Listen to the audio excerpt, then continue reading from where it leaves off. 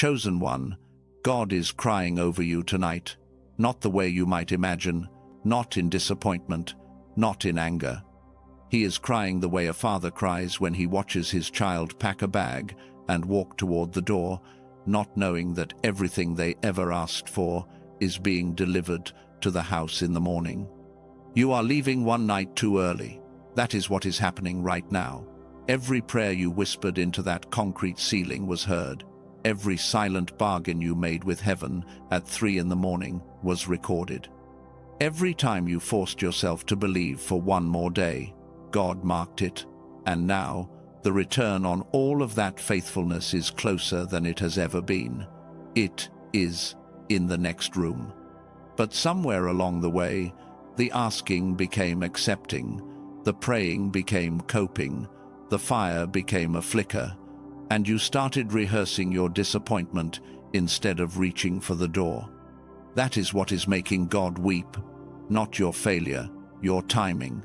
You are preparing to walk away at the very moment heaven is preparing to walk in.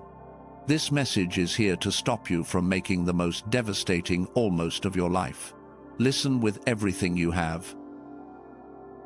Because what I am about to walk you through will do 3 things before this message ends. First, I will show you exactly why you have been feeling the way you have been feeling, and it is not what you think. Second, you will receive a specific practice, a tool you can use tonight to realign your spirit with what God has been building in silence. And third, I will reveal what God has already prepared for you, the thing you are inches away from missing, and I will show you why this moment, right now, is your last open window to receive it. But none of that will reach you if you leave early, so stay until the very end, because who you are at the end of this message will not be the same person listening right now. You are not who you think you are right now, and what God sees when He looks at your life will change how you see everything, including yourself. But before I show you that, I need to show you something closer. Something happening inside you right now that you have not been able to name. There is a seed God planted in you before you were born. Not a metaphor, a real thing, a frequency, a capacity, a fire that was placed inside your spirit the moment you took your first breath. That seed has been growing in silence, in soil no one could see, pushing through years of pressure and darkness and weight, and it is still alive. But something has shifted recently, something quiet. Something you almost did not notice. And that quiet shift is the most dangerous thing happening in your life right now. Let me show you what I mean. It is 11 at night. You are sitting somewhere, maybe your bed, maybe your couch, maybe a chair you have sat in 1,000 times before. The only light in the room is coming from a screen. And you are scrolling, not looking for anything, just moving your thumb because stopping feels worse than continuing. You pass things that used to excite you, and you feel nothing. Not sadness, not frustration, nothing. And somewhere underneath that, nothing, a voice whispers something that should terrify you but instead just feels true. Maybe this is just who I am now. That voice is a lie, but it does not feel like a lie, does it? It feels like acceptance. It feels like maturity. It feels like you are finally being realistic instead of chasing something that was never coming. And that is exactly what makes it so dangerous, because you are not accepting reality. You are accepting a counterfeit version of reality that was designed to make you stop reaching right before your hand touches the door. Let me show you 5 signs that tell me you are in the drift right now. And I want you to pay attention, because the more of these you recognize, the more certain I am that this message was timed for you with an accuracy that only God could arrange. The first sign, you stopped praying with expectation. You still pray, maybe every night, maybe every morning, but the prayers have changed. They used to carry weight. They used to feel like conversations. Now they feel like routines, like checking a box so you do not feel guilty. You say the words, but you stopped expecting anything to happen after you say them. And you did not even notice when that shift happened. It crept in so slowly that by the time you realized it, you had already been operating on autopilot for weeks, maybe months. The second sign: you stopped looking for signs. You used to notice everything. A number repeating, a song playing at exactly the right moment, a stranger saying something that felt like it was meant only for you. The universe used to speak, and you used to listen. But lately you have trained yourself to stop listening, because every time you thought something was a sign, nothing followed. And after enough of those moments, you decided it was safer to stop looking than to keep being disappointed. The third sign: you stopped speaking over your own life. There was a time when you would wake up and declare things. You would say, "I am blessed. I am chosen. Something is shifting. My breakthrough is near." And you meant it. You felt the words vibrate in your chest when you spoke them. But now, those declarations feel hollow. They feel like lies. And so you stopped saying them. Not because you do not believe in the power of words, because you do not believe the words apply to you anymore. The fourth sign: you stopped protecting your energy. You let conversations drain you that you would have walked away from 6 months ago. You let people into spaces you used to guard. Not because your boundaries got weaker, because you stopped believing there was anything worth protecting. When you do not think a future is coming, you stop guarding the present. And the fifth sign: you stopped believing the good was for you. You see other people receiving breakthroughs, and instead of feeling inspired, you feel a quiet ache, not jealousy, something deeper. A resignation that says, their story is different from mine. They were meant for that. I was meant for this. And this ordinary, heavy, stuck version of life must be what God intended for me after all. If your spirit just confirmed any of that, if something in your chest tightened when you heard those words, type the words, "I am still here," in the comments right now. Not for me, for you. Let your fingers seal what your spirit already knows. That you are still here, that you did not quit, that even in the drift, something in you refused to let go completely. Now listen to me carefully, because I am about to reframe everything you just recognized. That heaviness you have been carrying, the one that sits on your chest like a stone you cannot move, that is not depression, that is not burnout, that is the weight of something trying to be born inside you. A baby in the womb gets heaviest right before delivery, and what God planted in you has been growing to the point where your old frame can no longer contain it. The heaviness is not the problem. The heaviness is the proof that something massive is about to break through. And the numbness, that terrifying feeling of nothing, that is not apathy. That is your spirit's last line of defense.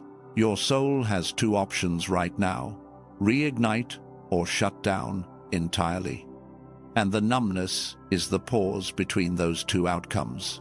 You are standing in the hallway between who you were and who you are about to become. And hallways are not meant to be lived in. They are meant to be walked through. This is why you have been feeling the way you have. Not punishment, not abandonment, process. Your spirit is recalibrating for something your current frequency cannot hold. And that recalibration feels like silence. It feels like distance from God. It feels like the fire going out. But it is not going out. It is being compressed. Because what comes next requires a different kind of flame. There was a man named Moses who spent 40 years in a desert believing his purpose was dead. 40 years. He was 80 years old. 80. Forgotten by the world. Forgotten, he thought, by God. And then a bush caught fire. And in one single moment, 4 decades of silence made sense. Every empty year, every question without an answer, every night wondering if he had imagined the whole thing. It was all preparation for a conversation that would change the trajectory of an entire people. He almost missed it. He almost walked past that bush, but he did not. And you will not either, not tonight. But here is what I need you to understand. This alone, everything I just showed you, would be worth staying for. But I have not even come close to what I truly need to reveal to you. Because there is a reason this drift is happening at this specific moment in your life.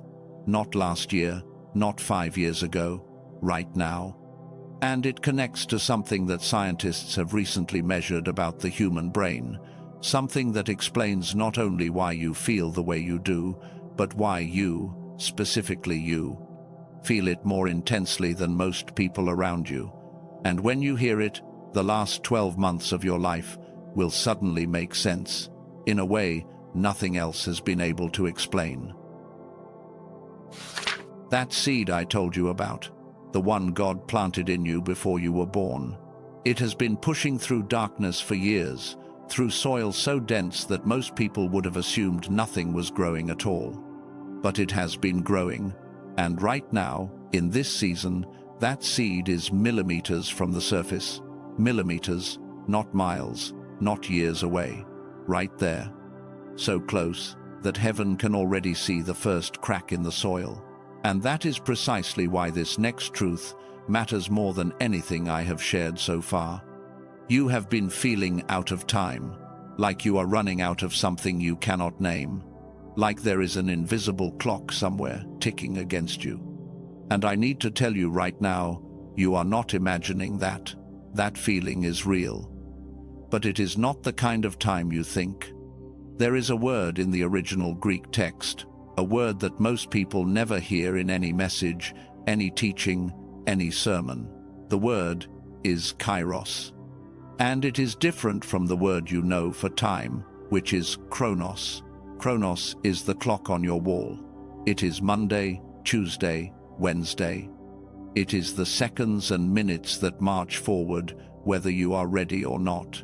Chronos never stops. Chronos does not care about your situation. But Kairos. Kairos is the appointed moment. The window that heaven opens at a specific point in your story for a specific purpose, and it does not stay open forever. Kairos is the reason Esther was placed in the palace at exactly the right generation, not a year earlier, not a year later. It is the reason Moses stood before that bush at 80 and not at 40. It is the reason this message found you tonight and not 3 weeks from now. You are not running out of Chronos. The clock will keep ticking whether you act or not. You are running out of Kairos, the appointed window, the divine opening, and Kairos does not repeat. When it closes, Chronos continues. The days keep passing, the sun keeps rising, but the door does not reopen the same way again. And this is where the tears of God come from. Not because you are failing, because He can see the Kairos window He opened for you. He can see how perfectly He aligned every piece. And He can see you standing right in front of it with your eyes closed, ready to walk away. If something just unlocked in your understanding, if the word Kairos just gave language to a feeling you have been carrying but could not explain, type the words, "I see it now." Let that be the marker in your spirit that says, "I am no longer asleep. I see the window, and I am not walking past it." Now let me show you the difference between how you have been seeing your life and how heaven has been seeing it this entire time. You see delay. He sees timing.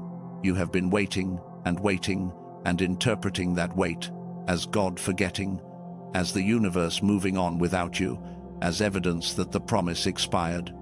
But from where God stands, every single day of that delay was a day He was positioning something you could not see from your angle. The delay was never denial. The delay was development. You see closed doors. He sees protection. Every rejection that stung, every opportunity that disappeared, Every relationship that ended without explanation, you saw those as losses. Heaven saw those as removals. God was pulling things out of your path that would have collapsed under the weight of what He is about to give you. The doors did not close because you were not enough. They closed because what was behind them was not enough for you. You see silence. He sees the sound of final preparation. When a surgeon is about to perform the most critical operation, the room goes quiet. No music, no small talk, total focus. The silence you have been sitting in is not emptiness, it is the concentration of heaven. God has gone quiet because He is in the final stages of something so precise, so perfectly arranged for your specific wounds and your specific gifts that even the angels are holding their breath. And you see a life that is falling apart. He sees a life that is being rearranged, not destroyed, rearranged, restructured, rebuilt from the inside so that when the Kairos door swings open, you are not the person who would crumble under the blessing. You are the person who can carry it and not break. Before I go any further, before I show you what is on the other side of that door, I want to ask you something. If this message has brought any clarity at all, if it has named something you could not name or reframed something you have been misreading, gently press the like button, not for me, so that this reaches someone else tonight who is also standing in front of their Kairos window with their eyes closed. Someone who needs to hear that the silence is not abandonment, that the delay is not denial. Your simple act could be the reason their window does not close. Now, there is something I have been holding back, something that connects everything I have said so far to a discovery that will change how you understand yourself, your gifts, your exhaustion, and the specific season you are in. Scientists at institutions like MIT and Princeton and several other leading research universities have spent decades studying a specific brainwave pattern, a frequency that exists in every human brain but operates at wildly different levels from person to person. It is called the gamma wave, and what they found shook the scientific community. Every child is born with this frequency fully active. It is the brainwave connected to genius, to deep intuition, to what some researchers described as a direct bridge between the human mind and something beyond it. Children who have strong gamma waves learn faster, they feel deeper, they sense things other people cannot explain. And for most people, this frequency stays fully alive until around the age of 7. Then, the world begins to suppress it. The educational system, the social conditioning, the noise, the pressure. Scientists call this the decline effect. And for most people, that frequency goes dormant, not gone, dormant, sleeping somewhere deep inside the brain, waiting. But here is what makes this personal to you, chosen one. You were not born with normal levels of gamma. You were born with more. That is why as a child you learned faster than your peers, why you felt everything more intensely, why you had intuitions that adults could not explain. What the world called your gift, science calls elevated gamma activity. And because yours was higher, when the decline effect took hold, you lost more than everyone else. The distance between who you were as a child and who you feel like right now, that distance is the measure of what was taken. And this is why the drift hit you harder. This is why the numbness feels deeper. This is why you feel like you have been living below your own potential for years. A neuroscientist named Dr. Robert Lake spent 34 years studying this exact phenomenon. He built an entire body of research around it, a system that mapped how neural pathways degrade over time and how they can be restored. Work that included protocols like the youthful brain, and eventually led to something I will share with you later in this message. Because what he discovered does not just explain your exhaustion. It offers a doorway back to the frequency you were born with. And that doorway connects to everything God has been preparing. But I will come back to that. Because right now, there is something I have not told you yet. Something that might make you uncomfortable. Something about what God has already finished building for your future. The rooms He has already furnished. The doors He has already unlocked.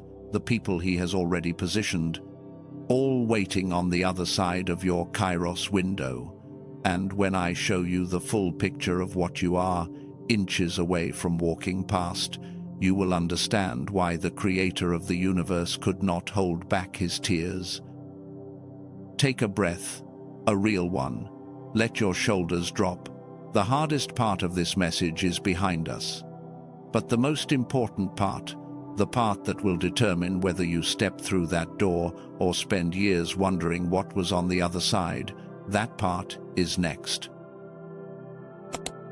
What I am about to show you is something God has already completed, not something He is planning, not something He is considering, something He has already built, already furnished, already prepared, with your name etched into every detail. And I need you to hear this clearly, because the difference between what you think is happening in your life and what is actually happening is the distance between despair and destiny.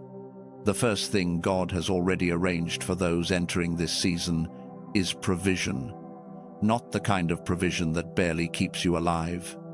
Not the scraping by, the juggling of bills, the constant calculating of whether you can afford to breathe this month. I am talking about provision that matches the size of the assignment He placed on your life. There are resources being redirected toward you right now that you did not apply for, that you did not network your way into, that no resume or interview could have opened. These are doors being carved by hands that do not operate on human logic. And the reason you have felt financially compressed lately is not because God forgot about your needs. It is because He has been clearing the space in your life for a flow of provision that your old containers were too small to hold. The second thing already prepared is connection, real connection. The kind of relationships where you do not have to perform, where you do not have to shrink yourself to make other people comfortable, where you are seen for exactly who you are, and that is enough. God has been repositioning people. Some He moved out of your life and it hurt. Some He is about to move in, and you will understand in a single conversation why the others had to leave. The loneliness you have been carrying is not your permanent address. It is the hallway between the relationships that drained you and the relationships that will fuel everything you are about to become. And the third thing, the one that carries the most weight, is purpose. Not a vague sense of, I am here for something, a specific assignment, a clear knowing of what you are supposed to build, who you are supposed to reach, and what your particular pain has qualified you to heal in other people. This is the one that has been burning in your chest for years, the one you almost gave a name to 100 times but pulled back because it felt too big, too impossible, too much for someone like you. But God did not give you that burning as a punishment. He gave it as a compass. And the needle is pointing directly at the door you have been standing in front of with your eyes closed. Now, I need to ask you something, and I need you to answer honestly, not out loud, just in your own heart. When was the last time you actually allowed yourself to believe that something good was on its way to you? Not hoped, not wished, not told yourself you should believe. When was the last time your body actually relaxed into the knowing that God was working, that the setup was real, that the waiting had a purpose, and the purpose had a deadline, and that deadline was close? If you cannot remember, that is not a failure.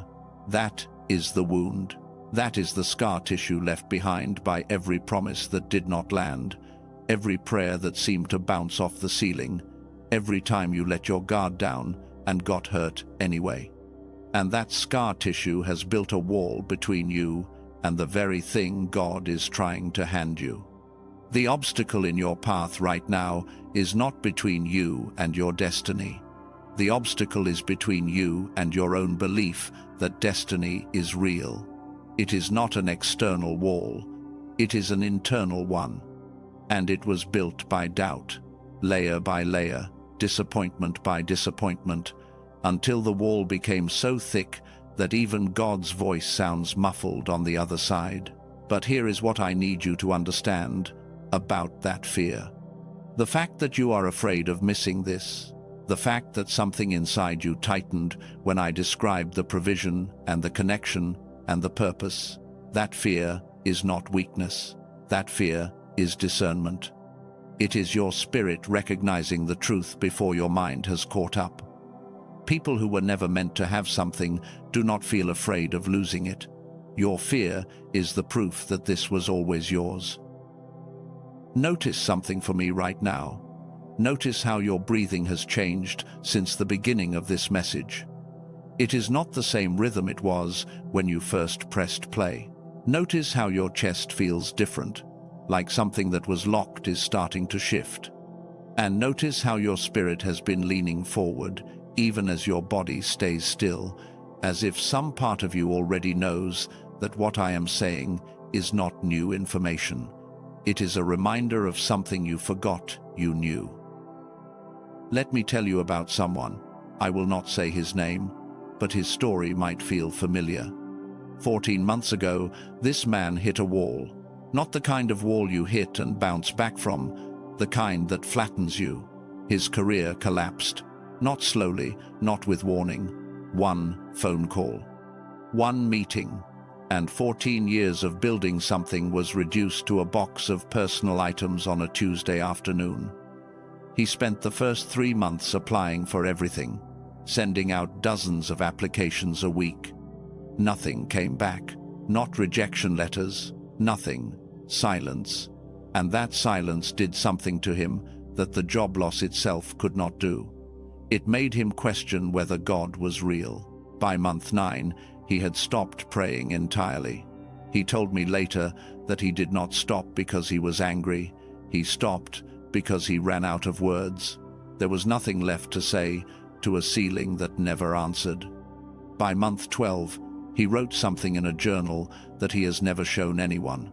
He wrote, "I think I imagined the whole thing, the calling, the purpose, the feeling that I was here for something. I think I made it all up." And then, on month 14, the day after he mentally resigned from faith, not publicly, not dramatically, just quietly, decided in his heart that he was done waiting, a phone call came. From a company he had never contacted, for a role that did not exist 3 weeks earlier, a role that paid more than anything he had earned before, in a field that used every single skill he thought had been wasted during those 14 months of silence. He told me that when he hung up the phone, he did not celebrate. He wept, because he realized he had been 1 day away from walking out of the room right before his name was called. He also told me something else. He said that after that first breakthrough, he discovered there was a whole journey he did not know existed, layers beyond that first step. He mentioned names I had not heard before, tools like Neuroactive, protocols that went deeper into restoration than he thought possible, but he always came back to the same point. It all started with one decision, the decision to not quit on the day his mind had already signed the papers. If this message ended right here, it would already be the most important thing you heard this year. But I am not done. I am not even close. Because there is something about your true identity, something about who you really are and why you were built to carry what is coming, that will make everything I have said snap into place. And there are names in your story that have not been revealed yet. There are phases after this moment, things like destiny's embrace, that exist in a chapter God has not opened for you yet. But this chapter, the one where you choose to stay, this one is where it all begins. And before this message ends, I am going to speak something over your life that I believe will stay with you long after you close this. A declaration that is not just words, it is an activation. And it was written for you before you were born. So, stay with me. We are approaching the moment this entire message was building toward. If you receive what is being spoken over you right now, if your spirit is confirming that the provision, the connection, and the purpose I described are real and they belong to you, type the words, "I receive," in the comments. Let that be your stake in the ground, not hope, reception. There is a difference between hoping something comes and actively receiving what is already on its way. Receive it now. A seed that breaks through the soil at the last moment and gets no water dies right at the surface. That is the cruelest death. Not in the deep, dark underground where no one expected it to survive. At the surface, where the light is already touching it, where one more day of rain would have been enough. So close to life, so close to everything. And God is not crying because you failed. He is crying because the seed is right there, right at the surface, and you are walking away from the garden. But here is what changes everything. Here is the truth that takes every single thing I have told you and turns it from a warning into a promise. You are still here. You are still listening. You did not click away. You did not scroll past. Something in your spirit grabbed onto this message and refused to let go. And that refusal, that stubborn unwillingness to leave even when your mind told you nothing was going to change, that is the most powerful thing about you right now. That is not desperation. That is destiny recognizing its own voice. You are not too late. Waking up late is still waking up. And the fact that you are afraid of missing this proves you were meant to have it. People who are not chosen do not feel the weight you are feeling right now. People who were never meant to carry this assignment do not lose sleep over it. Your exhaustion is not a sign that you are weak. It is a sign that what you are carrying is real. And it is heavy because it matters. Your sensitivity was never an accident. Your isolation was never an accident. Your specific timing in finding this message tonight was never an accident. And the way your spirit has been responding to every word, that was never an accident. And I hear the Spirit saying, I did not bring you through the fire to let you miss the feast. I did not carry you through the wilderness to abandon you at the gate. I did not plant that seed in you and water it with decades of patience just to watch it die at the surface. Open your eyes, child. Everything is ready. I have been waiting for you, and I have not stopped waiting. That is who you are, chosen one. You are not the person who almost missed it. You are the person who woke up just in time. You are the seer, the one who perceives what others cannot. You are the truth carrier, the one who sees through every illusion this world constructs. You are the light bearer, the one who walks into dark rooms and changes the temperature without saying a word. And you are the pioneer, the one who goes first into territory that has no map, so that others can follow the trail you leave behind. I told you at the very beginning that you are not who you think you are. Now you know what I meant.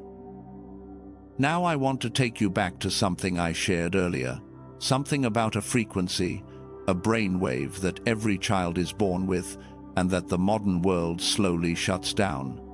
I told you about the decline effect.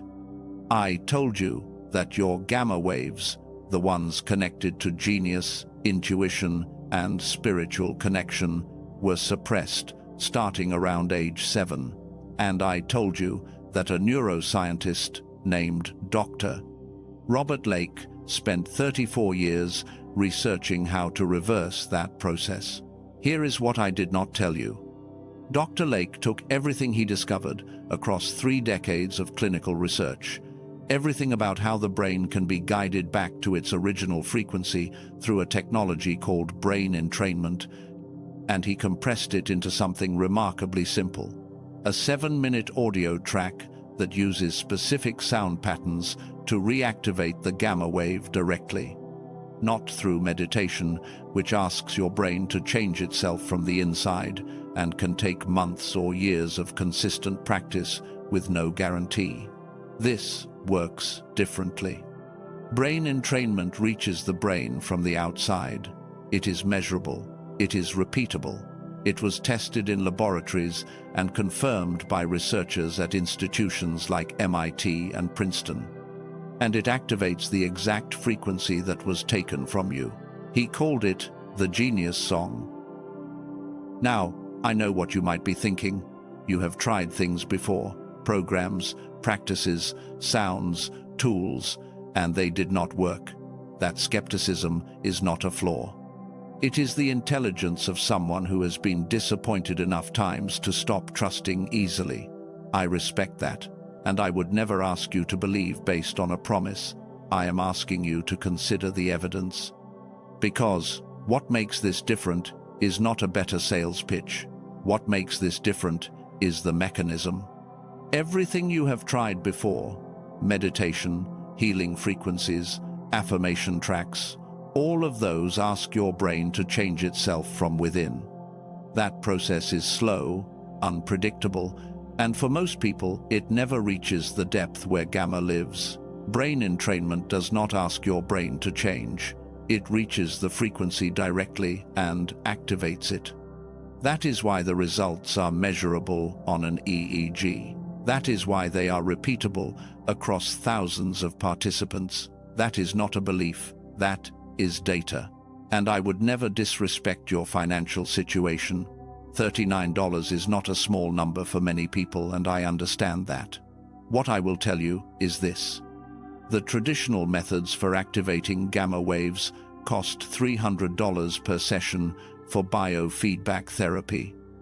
A home biofeedback device costs $7,000.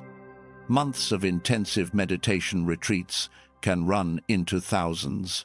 Dr. Lake took the same result and made it accessible for $49.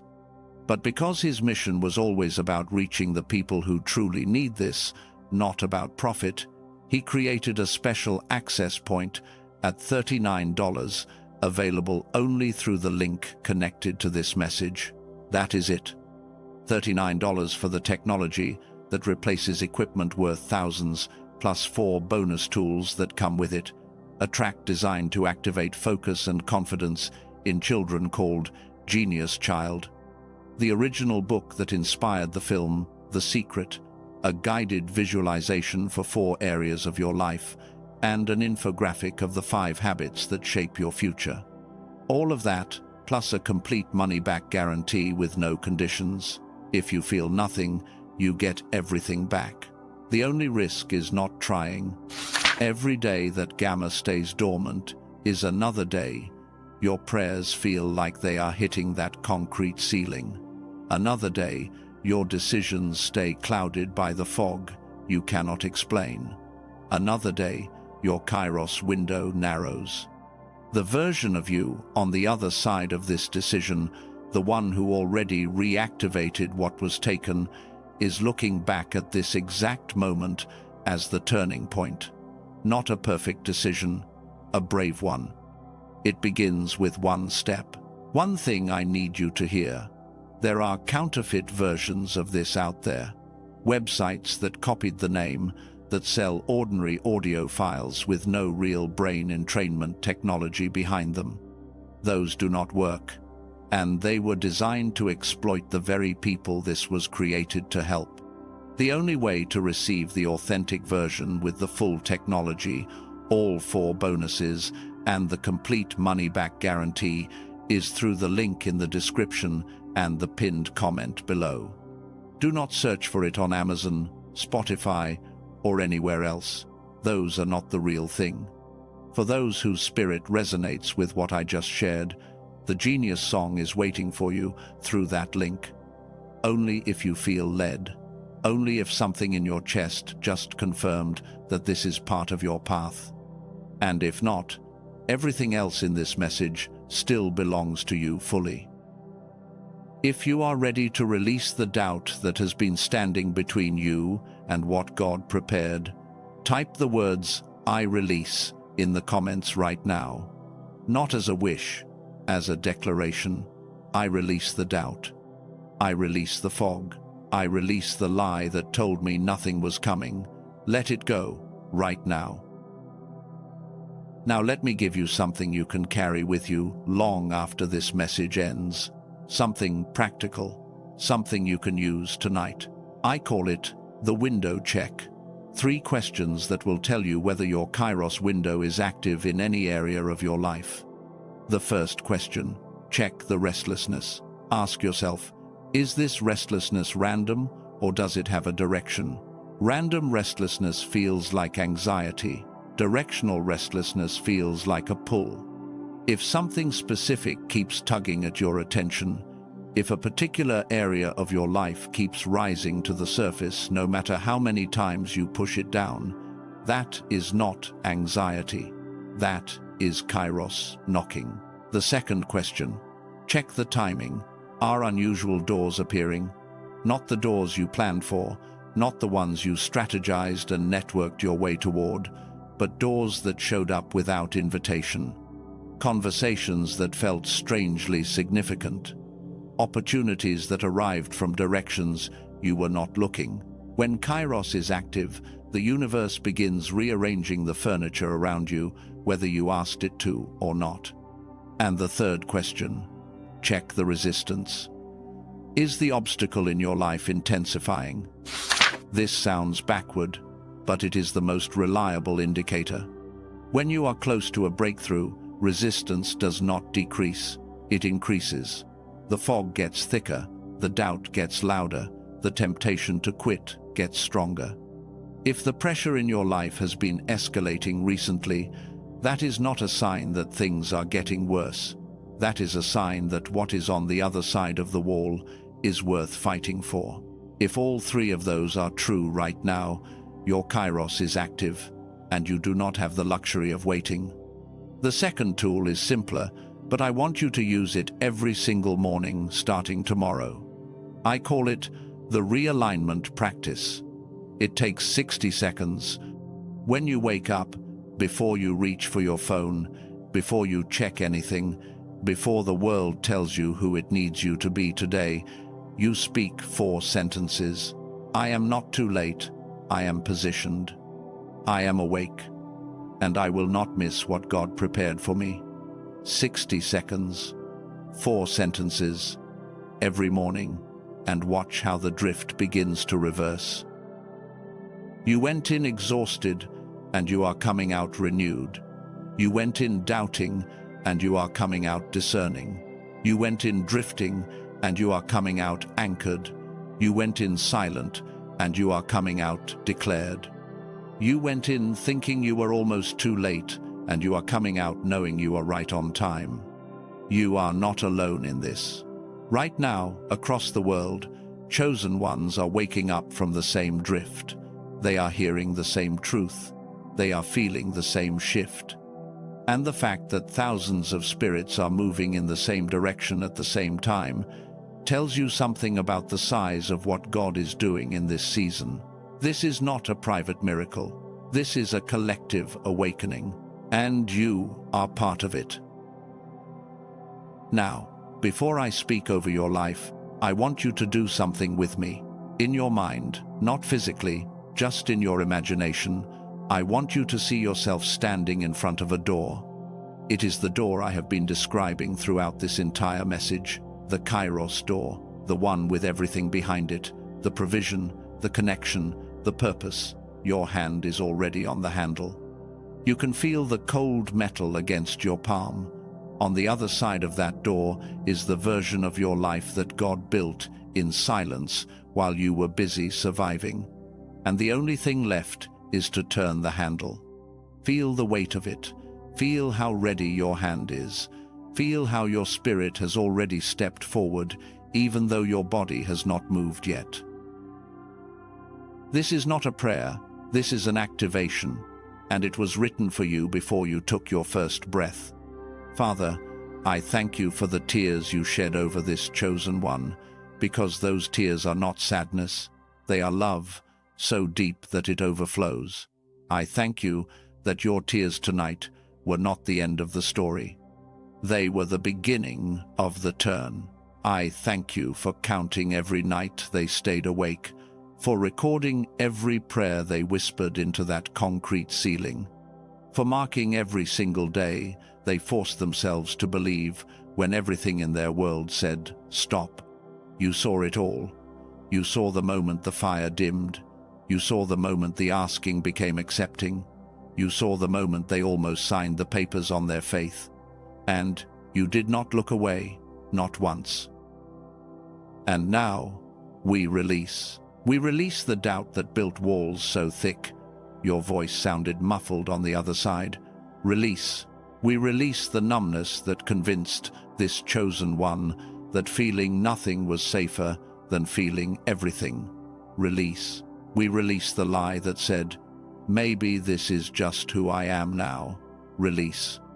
We release the fear of hoping again, the scar tissue of every promise that did not land, every prayer that seemed to bounce, every open door that turned out to be a wall.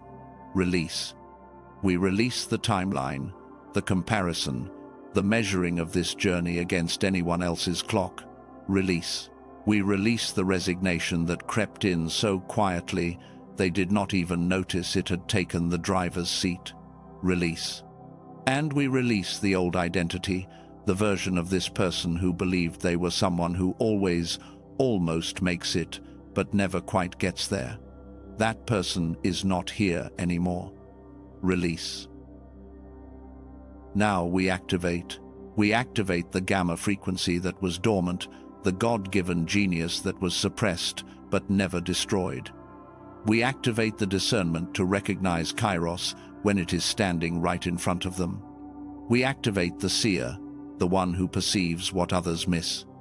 We activate the truth carrier, the one who cannot live behind a mask no matter how much easier it would be. We activate the light bearer, who changes the atmosphere of every room without trying. And we activate the pioneer, the one who goes first so that others do not have to go alone. We do not beg for this, we activate it, because it was already placed inside them. We are not asking for something new, we are waking up something ancient. Now we protect what is rising, cover this awakening from the self-sabotage that has killed every breakthrough before it could take root. Guard the seed that just broke through the surface from premature exposure, from the voices that will say, it is too good to be true, from the old patterns that will try to pull them back into the drift. Protect the fire that just reignited from every wind that has blown it out before, and protect this chosen one from their own tendency to abandon themselves right before the harvest. And I hear the Father saying, I did not bring you this far to leave you here. I did not cry over you so that my tears would be wasted. I cried because I love you with a violence that shakes the foundations of heaven. And tonight, I am not asking you to be perfect. I am asking you to turn the handle. One turn. That is all I need from you. One act of faith. One decision to stay in the garden. And I will do the rest. I have always done the rest. You were never carrying this alone. You just could not see my hands because they were underneath you the entire time, holding you up when you thought you were falling. I am the one who woke up. I am the one who stayed. I am the one who did not quit on the day my mind had already signed the papers. I am the one who turned the handle. I am chosen. I am positioned. I am right on time, and what God prepared for me will not pass me by. Not today, not ever again. Do not say Amen yet. I want you to sit in this for a moment. Let the weight of what just happened settle into your bones. Let it sink past your thoughts and into the place where knowing lives. You do not need to understand everything right now. You just need to let it land. Water the seed. One more day, one more act of faith, one more morning where you wake up and speak those 4 sentences before the world tells you who to be, and watch what breaks through the surface. It is done, it is sealed, and so it is, in Jesus' name. Amen. If your answer to everything spoken over you tonight is yes, type the words, "I am ready," in the comments. Say it with the force of everything that just shifted inside you, because heaven heard the activation, and heaven is waiting for your response. One more thing before you go. You are not the person you were when you pressed play. The drift is broken, the seed has water, and God is no longer crying. If this message brought clarity to confusion, if it brought peace to something that has been chaotic inside you, if it gave a name to something you have been feeling but could not explain, let your like be your amen without words. Let it be the signal that sends this light further so it can reach someone else standing in front of their own Kairos window tonight. If this message found you at the right moment, stay connected. There are more words being prepared for your next season, more truths that have not been revealed yet, and they need to be able to find you when the time comes. For those who felt called to what I shared earlier about the technology Dr. Lake created, the link is in the description and the pinned comment, only if you feel led.